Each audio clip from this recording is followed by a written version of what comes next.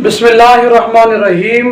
آج کا ہمارا سبق ورثہ اور قرض خواہوں کے درمیان ترکہ تقسیم کرنے کے بیان میں ہے کہ قرض خواہوں کو کیسے ان کا قرضہ ادا کرنا ہے اور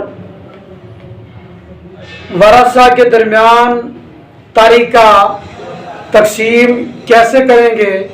اس حوالے سے مصنف علیہ الرحمہ نے فصل قائم کی کہ ترکہ میں سے ہر وارث کا حصہ معلوم کرنے کا طریقہ یہ ہے کہ تصحیح اور ترکہ کے درمیان نسبت دیکھی جائے گی کہ ترکہ اور تصحیح کے درمیان نسبت کیا ہے۔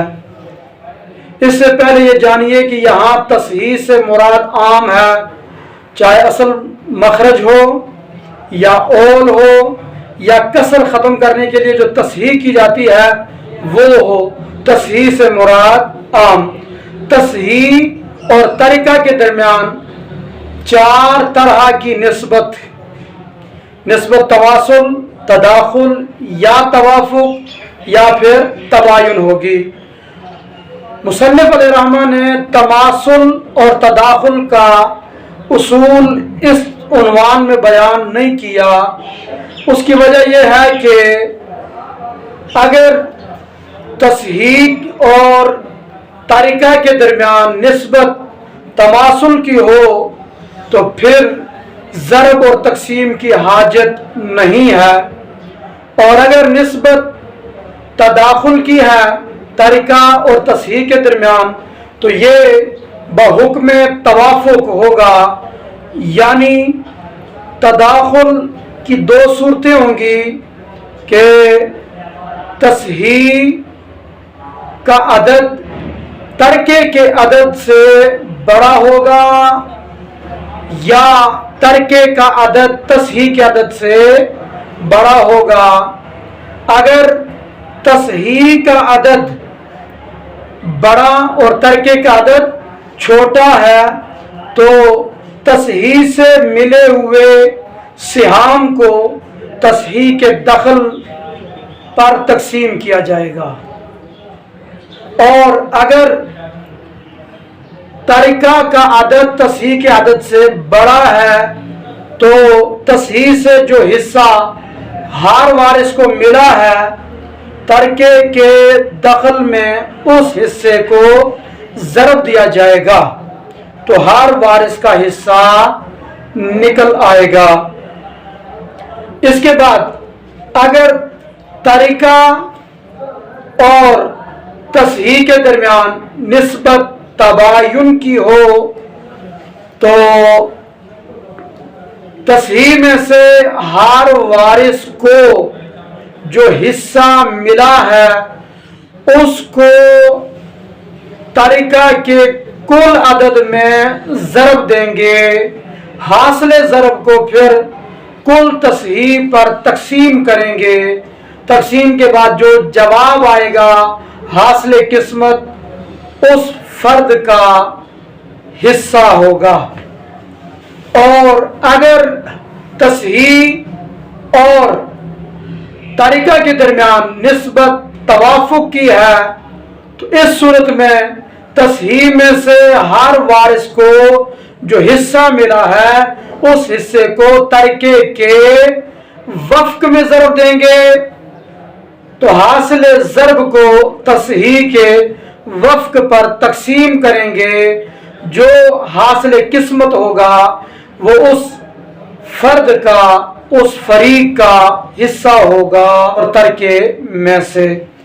اب سب سے پہلے تباین کی مثال ہم نے یہاں پر لکھی ہے، اس کو سمجھیے۔ ایک شخص فوت ہوا، اس کے ورثہ میں سے ماں اور باپ اور دو بیٹیاں ہیں، تو اولاد کے ہوتے ہوئے ماں کو سدس ملتا ہے، باپ کو بیٹیوں کے ہوتے ہوئے فرض مع تعصیب یعنی سدس۔ اگر ذوی الفروع سے کچھ بچے گا تو بطور اسباب ملے گا، اور بیٹیاں دو ہیں ان کو کل ترکے کا ثلثان، تو ایک ہی قسم کے دو حصے سدس اور ثلثان آئے तो मखरज सुदुस के हम नाम अदद 6 को बनाया, तो 6 का सुदुस 1 माँ को मिला, बाप को सुदुस 1 मिला 6 में से, और 6 का 2/3 4 है, 2 बेटियों को मिला। अब यहाँ फर्ज हमने किया कि मरने वाले ने कुल तरका 7 दिनार छोड़े, तो मखरज और तसहीह 6 का अदद और कुल तरका 7 दिनार, 6 और 7 के दरमियान निस्बत तबायुन की है। अब इस सूरत में तसहीह 6 में से माँ को 1 हिस्सा मिला, इस 1 हिस्से को ज़रब देंगे कुल तरका 7 में, 1 सते 7।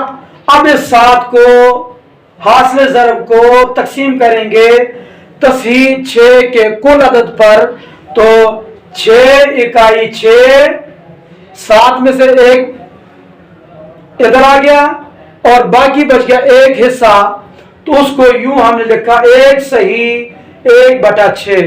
7 दिनार में से 1 दिनार मुकम्मल माँ को मिला और 7वें दिनार का छठा हिस्सा, यानी 7वें दिनार को 6 हिस्सों में बांटा, 1 हिस्सा माँ को मिला, तो 1 सही 1/6, 7 दिनार में से छठा हिस्सा माँ को मिला। और यूं ही बाप को भी छठा हिस्सा मिला 6 में से 1, इसको 7 से ज़रब दी तो जवाब आया 7। उस 7 को फिर तकसीम किया 6 पर, तो 6 पर तकसीम किया जब 7 को, तो जवाब क्या आया 1 सही 1/6। तसहीह में से 2 बेटियों को 4 हिस्से मिले, इन 4 हिस्सों को 7 दिनार से ज़रब दी, 4 सते 28।